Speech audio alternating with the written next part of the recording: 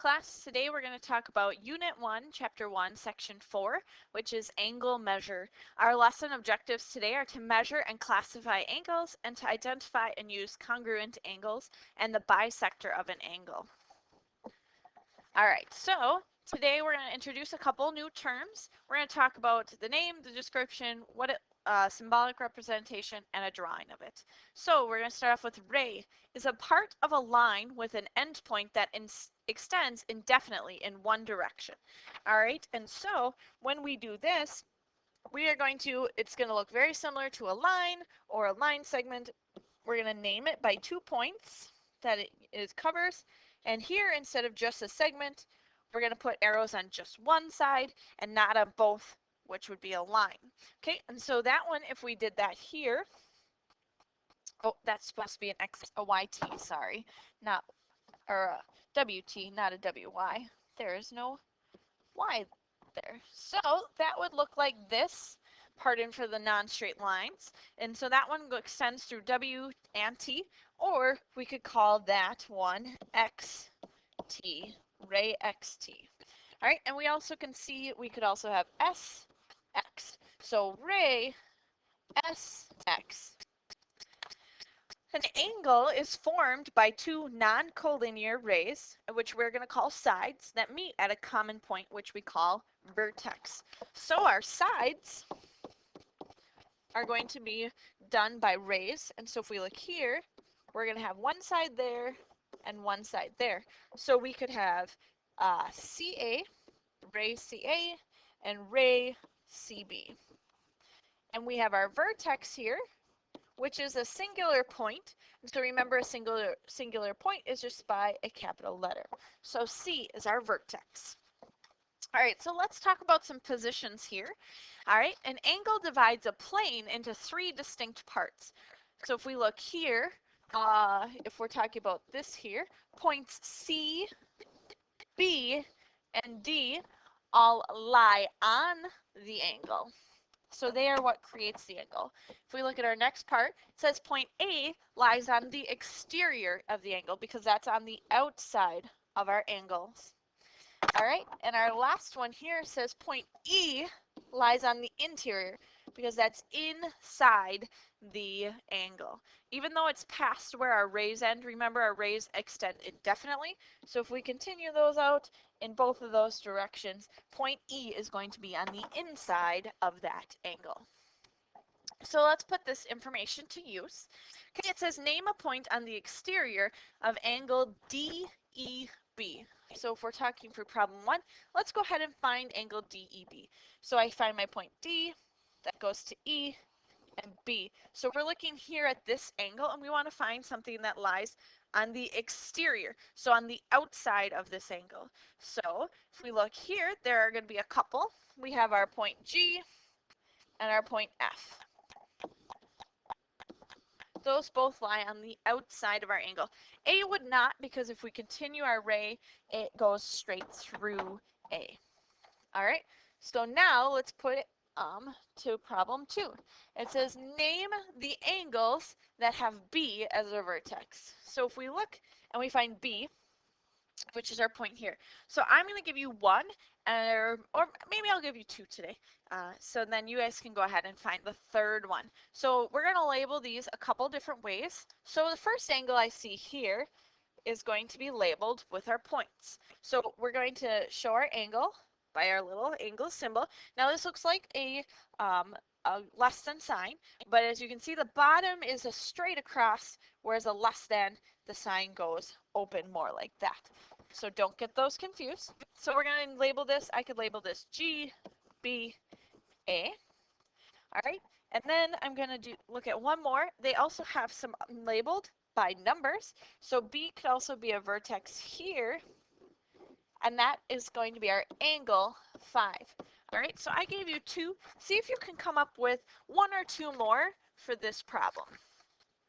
All right, and problem 3 and 4, I want you guys to do those on your own for tomorrow, and then we'll talk about those tomorrow. All right, So now let's go into classifying some angles. This should look slightly familiar. I believe you guys have seen this before. All right, so our first one we're looking at here is a type of angle, and you'll see this small red box here. And that small red box tells us that this is a right angle. And right angles, oh, sorry, the smartboard kind of paused out on me there. A right angle has a measure of 90 degrees, okay? And that small square there always will denote that it is a right angle. Even sometimes if it doesn't look like it's exactly a right angle, as long as that square is there, then we know for sure that it is 90 degrees. All right, the next angle we see here is acute. Oh, it's so cute because it's little here, and it is going to be less than 90 degrees. So this is going to be a smaller than 90 degrees. The next one is obtuse. And obtuse is because our angle here is larger or greater than 90 degrees. And our last one we can see is what kind of line? Yeah, it's a straight line. And this one is equal to a measure of 180 degrees. A straight line is 180 degrees. All right, so now we've classified our angles, so keep that in mind on your note sheet as we move on to problems 5 and 6. We'll do 5 together, and then I want you guys to do 6 for tomorrow.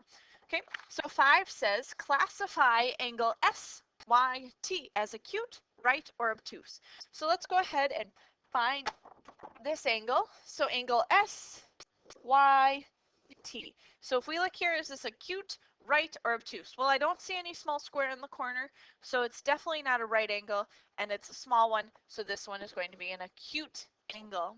All right, so you guys go ahead and finish problem 6 for tomorrow and classify angle SYX.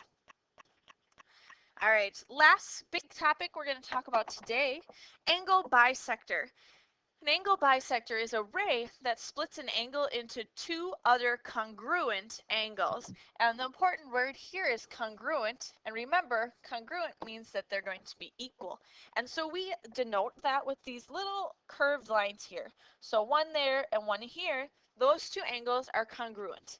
Now, if you have multiple angles in a diagram, they might use one line to denote that two angles are going to be congruent, and sometimes they use two to show that they're congruent. They might go up to 3, 4, 5, depending on how many angles you have there. So we can say that angle WXY is congruent to angle YXZ. Okay, so keep that in mind as we go through our next problem. And I'm going to have this problem go through together, and then you guys are going to go ahead and problem 6 on your own for tomorrow. So in problem 5, we already have the diagram. It says KN bisects angle JKL. So JKL is our angle here, and KN bisects it. So if we know that it bisects, we can say that these two angles here are congruent. So we're going to draw in our congruent lines. If angle JKN is equal to 8x minus 13, we're going to say 8x minus 13, and angle NKL is equal to 6x plus 11, we are going to find angle JKN. Okay, because it's a bisector, we know that those two angles are congruent, so I can set them equal to each other. And we're going to go ahead and solve for x. So I'm going to start off by getting my variables to the same side. So I have 2x minus 13 equals 11. So add 13 because we're doing the opposite operation. Cancels. We have 2x equals 24.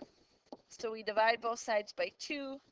And we find that our x equals 12. Let's go back and make sure that we're answering the question. And our question says find a measure of angle JKN. So we have to take that 12 and plug it back in for our x here. So we're going to say angle JKN is equal to 8. Instead of x, I'm plugging in my 12 minus 13. We get 96 when we multiply minus 13. So angle JKN is equal to 83, and we want to put degrees on there as our measurement label. All right, so go ahead and give problem 6 a try for tomorrow, and we will cover that then. See you guys later.